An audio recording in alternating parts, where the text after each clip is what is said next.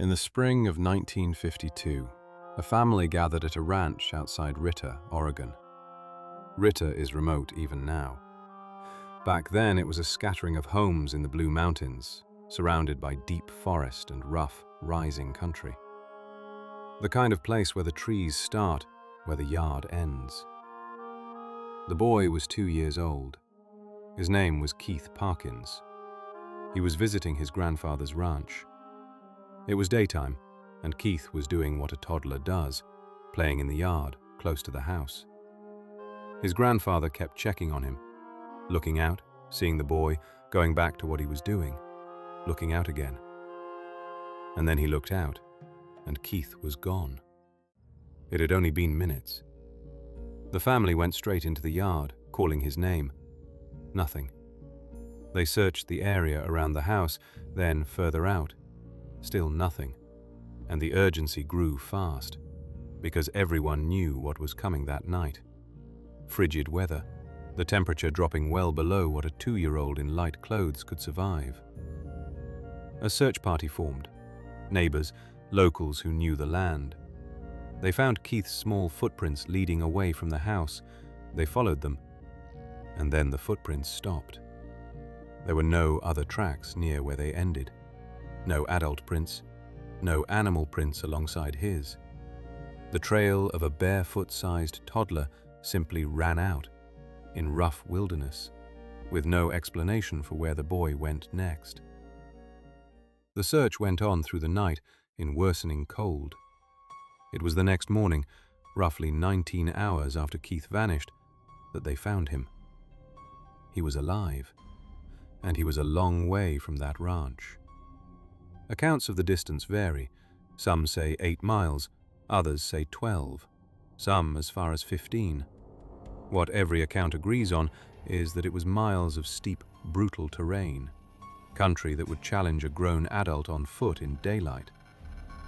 He was lying face down on a frozen pond. His clothes were torn, and here is the detail that has stayed with this case for over 70 years. Despite the deadly cold, despite the night he'd spent exposed, Keith had taken his jacket off. He had no real injuries, no broken bones, no signs he'd been hurt by the climb or the cold in the way you'd expect. When they asked him what happened, how he got there, why he ran, how he survived, he didn't remember. He was 2. The only thing he is said to have mentioned was that a cat had scratched him. A cat. Years later, the case became one of the most discussed in David Paulides' Missing 411 research, the body of work this show has touched before. For one of his documentaries, the survival expert Les Stroud looked hard at the central problem here.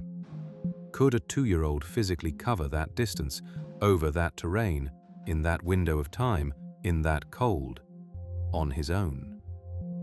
Stroud's conclusion was that it should not have been possible. So separate what we know from what we don't. Confirmed, Keith Parkins disappeared from the yard in minutes.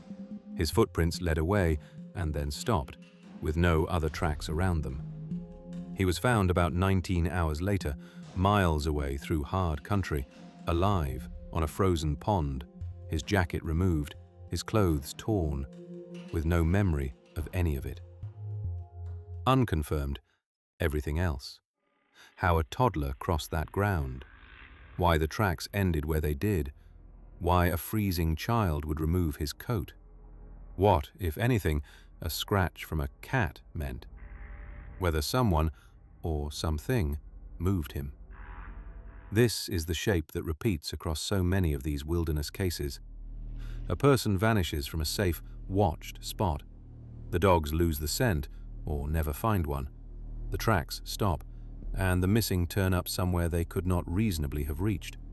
Sometimes alive, sometimes not. Almost always with no memory of how. Keith Parkins lived. He grew up. But the central question of that night never got an answer that fits. How does a 2-year-old, watched minutes earlier, end up miles away across mountains in the freezing dark, far enough that an expert says he couldn't have walked it, only to be found face down on the ice, his coat off, remembering nothing but a scratch from a cat. 70 years later, no one can say.